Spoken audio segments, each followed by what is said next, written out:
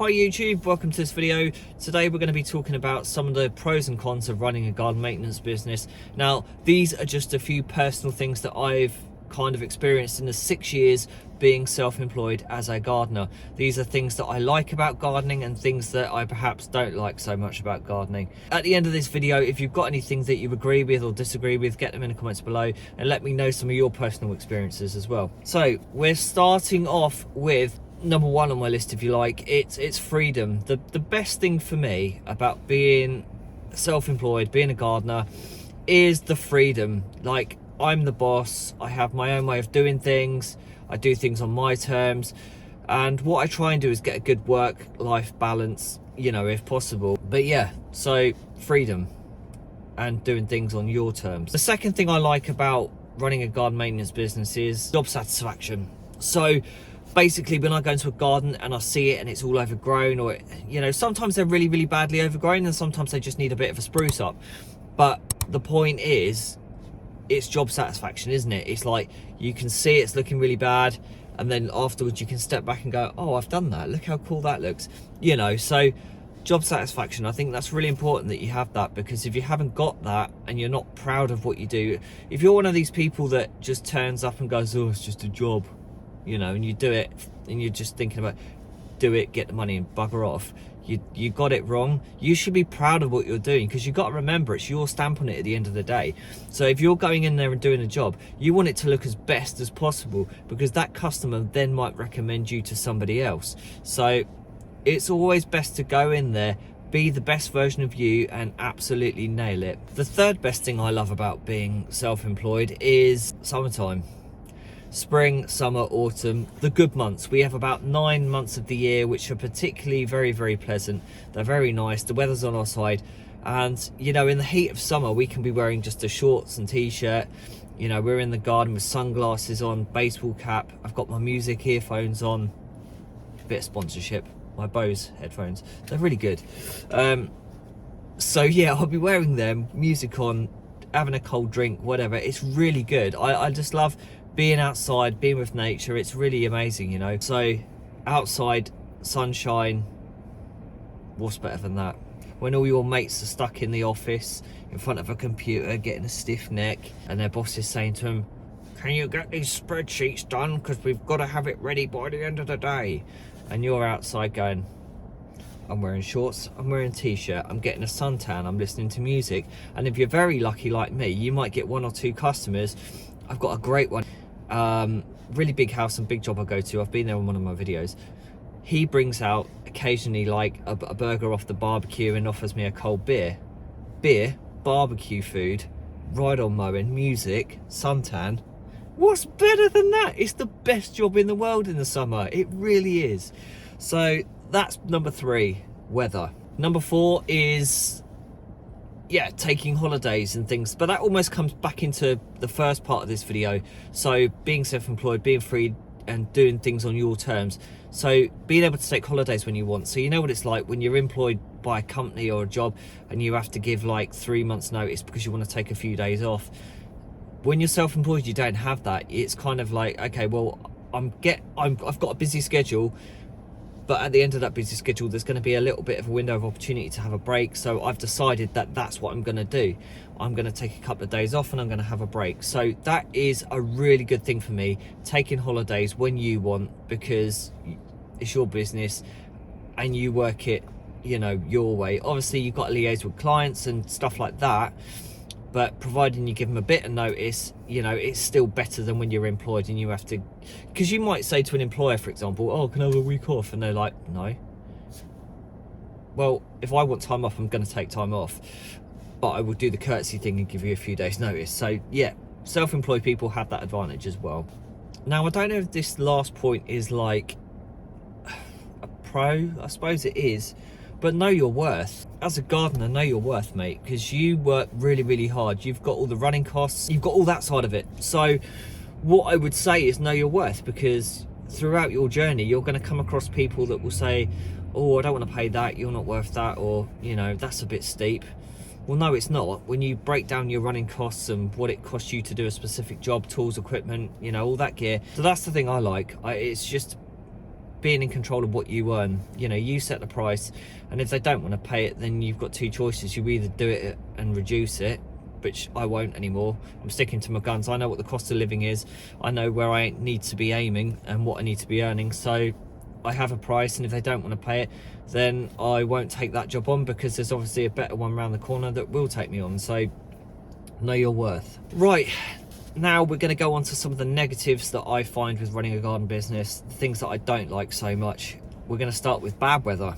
Now, we said about good weather in the good moments earlier on. So bad weather, snow, ice, wind, rain. Yes, we can work in the rain if we've got waterproofs and stuff like that, but once it starts to seep through and you get wet to your underpants, then it's no fun. So bad weather. Number two, in kind of a negative term, would be like, it's physical. Like, the job is really physical. Sometimes you might be digging or humping compost or digging holes for fence posts or turning over beds. For example, if you're up a ladder, like you've seen a lot of my videos where I'm up ladders hedge cutting, those hedge cutters are really heavy. A whole day of this motion and that motion with a really heavy hedge cutter, you can feel it the next day, honestly. So yeah, it's very physical, and that can sometimes be a bit of a negative as well. It depends how you look at it. It could also be a positive. If you're one of these gym goers that likes to get fit, then obviously it saves money on a gym membership. So yeah, it could either go either way, but for me it's a bit of a negative, and it's something that you've got to, you know, especially as I'm older. I'm 40 this weekend, and at 40 years old, I'm still effectively young, because there will be people younger than me doing this, there'll be people older than me doing this, but it's a physical job and you will feel it.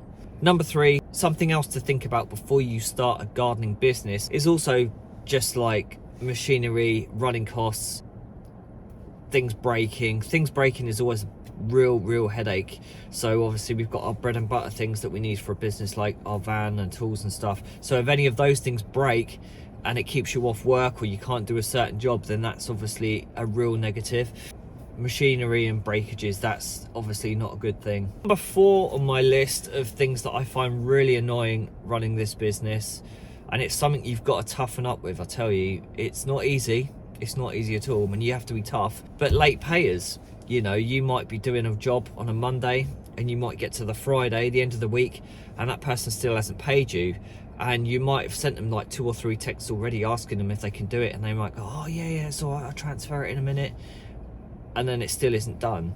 And the problem I find with that is you end up having to go, oh look, I'm really sorry, I don't mean to be a pain, but is it okay if you transfer over? Because what a lot of people don't understand and appreciate is a lot of gardening businesses, one-man band operations like ours, we need that kind of regular cash flow for keeping things moving.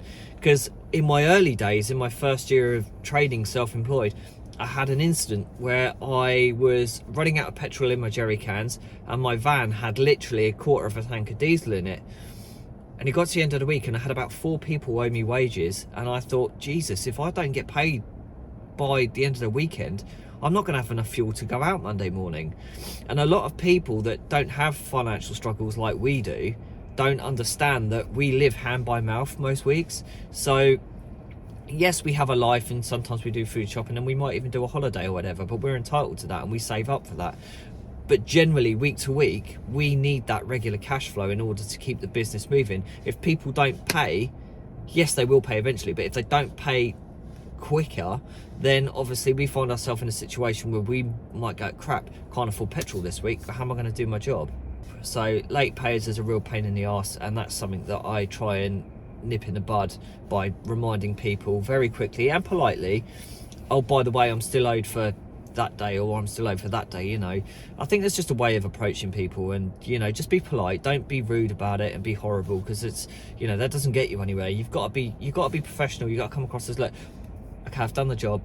In your mind, you're thinking, right, I've done the job, let's just politely ask them again if they can, you know, pay, so we can keep this whole operation moving. The final thing on my list of kind of negatives with gardening, it's not a major, but it's something that I dislike really. It's when you go to a certain job and there's dog poo. It is a real pet hate of mine, because there will be times where you'll be trimming long grass or cutting long grass and you won't see that dog poo. I have had a really horrific story which I almost don't want to tell you, but I've kind of started talking about it, so I feel I have to. There was one time I was at a job, I was trimming the long grass. It was a fed lawn, so the grass was growing like rapid. Like I cut it 1 week, 2 weeks later it looked like I hadn't cut it for a month. Basically, I was trimming for the customer around the trees and all that before I got on with the mower, and I hit dog poo.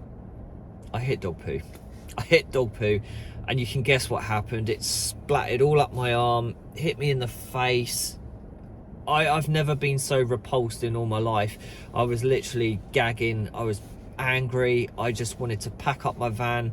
I don't know if I did the right thing or the wrong thing, but I was professional. I stopped work for 10 minutes. I cleaned myself off with the outside tap, found an old rag, tried to clean myself as best I could. But even though I wiped most of it off, I still stank of poo, and it was really disgusting.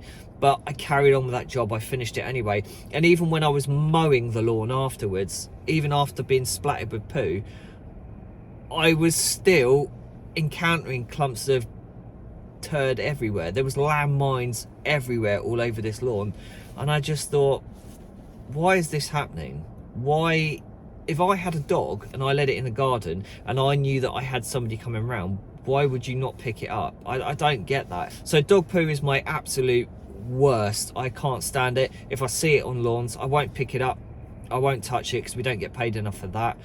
For me, that's an extra charge that we would be well within our right to throw towards a customer. But obviously it's one of them that I know a lot of customers won't pay me for touching their shit, so I'm not going to touch it. So yeah, those are a few of my things I like, and there are also a few of the things I don't like about gardening. Now, I love my job. I love all my customers. I think they're great people, and it's really good fun being able to network on YouTube as well. So it's awesome, you know, the whole YouTube thing, the whole my business thing outside of YouTube.